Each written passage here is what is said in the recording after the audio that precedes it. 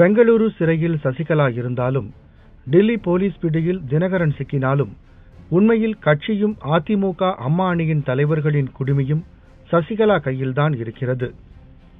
அதிமுகவின் விதிமுறைப்படி தொண்டர்கள்தான் பொதுச் செயலாளரை தேர்வு செய்ய வேண்டும். ஆனால் சசிகலா அப்படி செய்யப்படாமல் பொதுக்குழு மற்றும் செயற்குழு சேர்ந்து நியமன பொதுச் செயலாளர் என்ற புது பதவியை உருவாக்கி அவரை அமர வைத்தனர். அவர் நியமிக்கப்பட்டிருந்தாலும் பொதுச் செயலாளர் என்ற பதவியின் அனைத்து அதிகாரங்களும் அவரிடமே உள்ளன.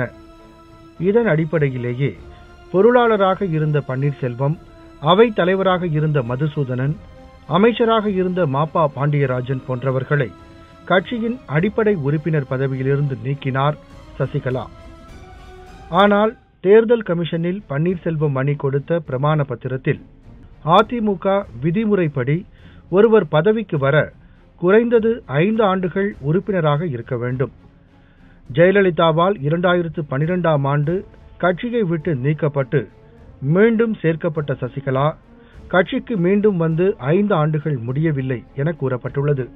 எனவே சசிகலா உறுப்பினரும் அல்ல, பொதுச் செயலாளரும் அல்ல.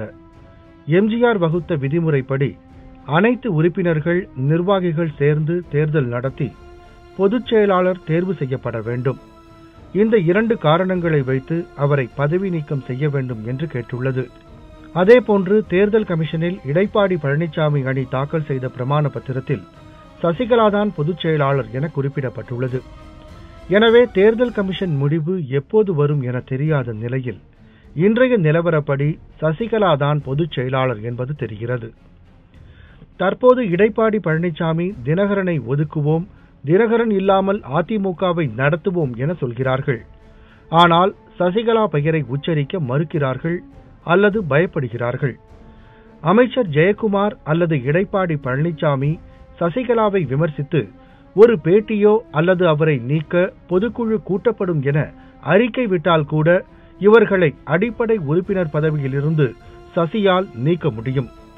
அப்படி நீக்கினால் கட்சியின் விதிமுறைப்படி இவர்களால் நீதிமன்றத்திற்கு கூட போக முடியாது. இதற்கு பயந்தே தேர்தல் கமிஷனே சசியை நீக்கட்டும் என காத்திருக்கிறார்கள். தேர்தல் கமிஷனில் கொடுத்த பிரமாண பத்திரத்தை கூட வாபஸ் பெற முடியாத நிலையில் இவர்கள் சிக்கி தவிக்கின்றனர்.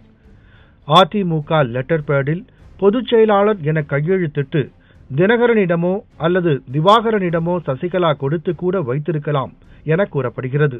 சசிகலாவை எதிர்த்து பேசினால் சென்னையில் இருந்து கூட எந்த நேரத்திலும் யாரையும் கட்சியை விட்டு நீக்கி அறிக்கை வந்துவிடும். இந்த பயத்தினால்தான் எடப்பாடி பழனிசாமி அணியினர் மெல்லவும் முடியாமல் விழுங்கவும் முடியாமல் தவித்து வருகின்றனர். அதிமுக ஒன்று சேர பன்னீர்செல்வம் அணி விதிக்கும் நிபந்தனைகளை மனதளவில் எடப்பாடி பழனிசாமி அணி ஏற்றுக்கொண்டாலும் சசிகலா நியமனத்தை செல்லாது என தேர்தல் கமிஷன் அறிவிக்காமல் இணைப்பு சாத்தியமில்லை.